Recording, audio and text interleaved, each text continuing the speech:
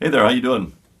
My name is Jerry Mills, if we haven't met, and I am here in my music room in my home. I just got back yesterday from a 16-day tour of Scotland and England. I was speaking and performing in a number of cities with some other very talented and unique and crazy people, and we were taking part in events that were sponsored by a good friend of mine. Her name is Andrea Bilbao. She lives in London.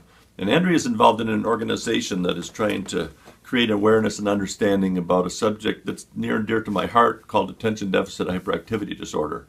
Some of you certainly have probably heard of that, and you might have some notion about what that is. Well, I never heard of that thing in my life until I became a teacher many years ago. And in my very first class, I had a student by the name of Mike, and he came to be diagnosed with ADHD. And I read a little booklet about how to help him, and I remember turning to page 4 and seeing these list of characteristics. I believe there were about 24 of them. But they were under 4 subject headings. The first was inattention, the second was impulsivity, the third was hyperactivity, and the fourth was emotional lability or emotional instability. And I read that list of characteristics. I had all 24 characteristics. I knew the minute I saw that list that I had figured out a big piece of what had been going on with me for my whole life. I came to be diagnosed with ADHD, and 5 days after I was diagnosed, I wrote the song that I'm going to play for you now. As a matter of fact, the song was on my first CD that I recorded many, many years ago, more than 20 years ago. And that song still today is used by lots of groups and organizations and different people to kind of help create understanding and awareness about this subject. They often play it for parents or for teachers when they first want to understand this challenge.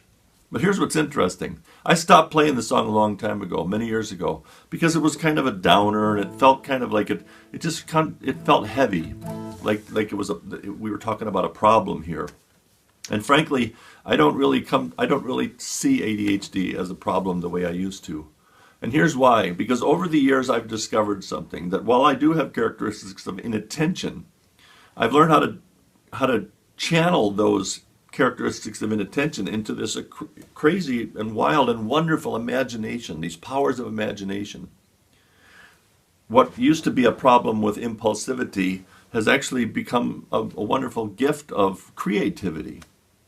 What used to be a problem of hyperactivity and having all this excess energy and always being on the go is really what fuels my passion and my drive and my ability to go like a crazy man around this country for these 2 countries for 16 days. When most of the people went to bed at 10 or 11 at night, I stayed up for 2 or 3 hours taking photographs of these amazing sights and sounds and even shooting lots and lots of video of the trip. So I think of the hyperactivity part as almost an insatiability, this tremendous curiosity and passion for living. And the last characteristics were identified by what they call emotional instability. And yet I've grown to discover that it is precisely that emotion, that depth of emotional experience, that allows me to get deep in there and write songs that end up touching a nerve that most people feel.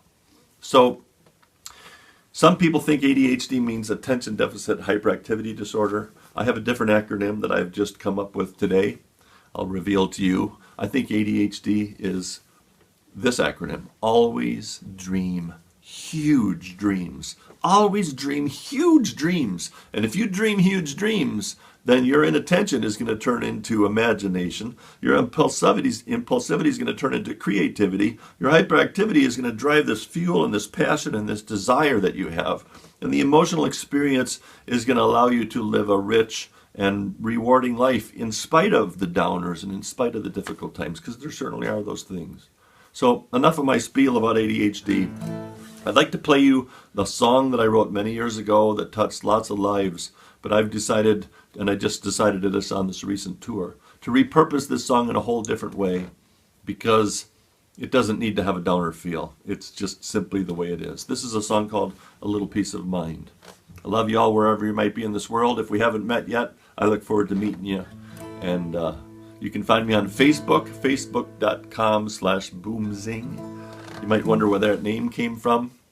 A good friend of mine once said, if you have something that's valuable and will help people, and there's a need for it, then you put those 2 together, and there you go, boom zing. So find me on Facebook if you like. Here's the song. It's called A Little Peace of Mind.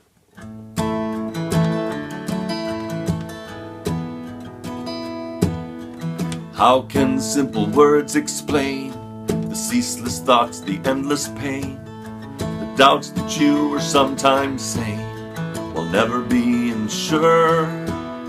Your thoughts were racing round and round, feet were rarely on the ground, your mind a spring that was overwound, and your whole darn life a blur. And though no one ever understood you, how could they when not even you could? You couldn't slow down though you wished you would, so you could just unwind.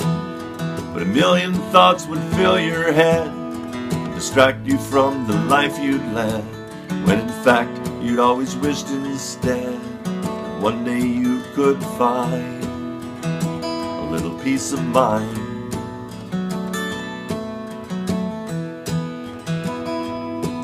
As a kid you went to school, but you couldn't sit still. Soon the teacher had her fill, so she used her whip to crack your will. And at 6 years old you cried, but with each new year what would it bring? Usually the same old thing, like a puppet tangled in its strings.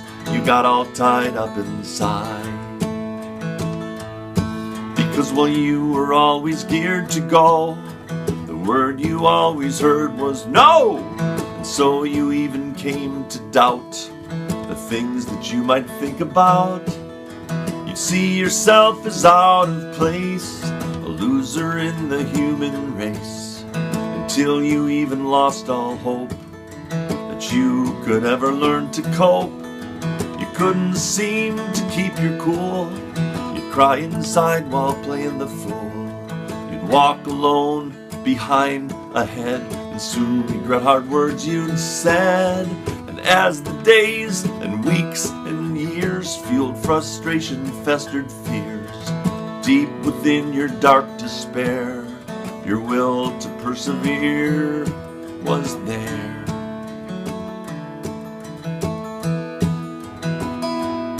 So you learned to count the ceiling holes, race along with restless souls, while some set sights on their dreams and goals.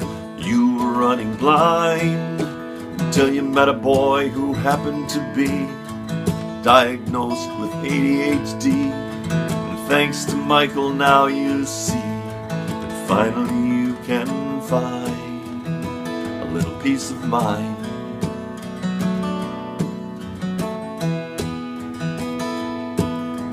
Finally I'm learning to find a little peace of mind.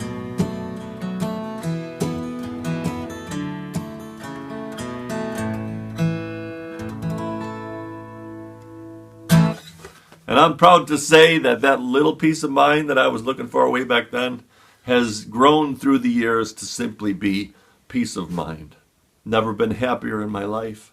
I've never felt more fulfilled in my passion and my purpose for my life. And it's because I came to see what I used to see as a problem as an asset. And I hope the same thing can happen for you, for the people that you love, for the people that you teach, and the people that you care about, and most of all, for you yourself, if this is something that you're challenged by in your life. Love y'all. Hope to see you again soon. Take care. Bye.